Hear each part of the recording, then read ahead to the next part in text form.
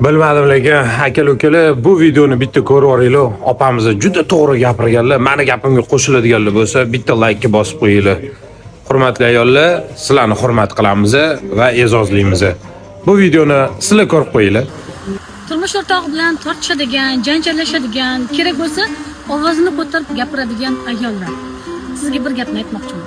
Agar siz turmush o'rtog'ingiz, ya'ni er yigitning oldida ovozingizni ko'tarib, unga gap qaytarib, haqligingizni isbotlamoqchi bo'lsangiz, u o'zining yonida ayolini emas, lobar, latofatli, go'zal yorini emas, balki yonida yana bir erkak, u bilan kurashishga tayyor, u bilan jangga tayyor bir erkakni ko'radi va tabiiy ravishda u himoya qobig'iga kiradi.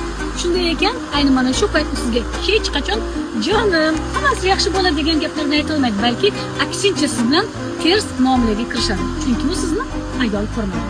Shunday vaziyatda nima qilish kerak? Birinchi navbatda iloji boricha sukutni saqlashga harakat qiling. Ikkinchi navbatda mening fikrimcha deya fikringizni ifoda eting, ammo jahl ustida emas, balki hamma loyqa suv tingandan keyin. Men sizga ishonaman, hammasi go'zal bo'ladi.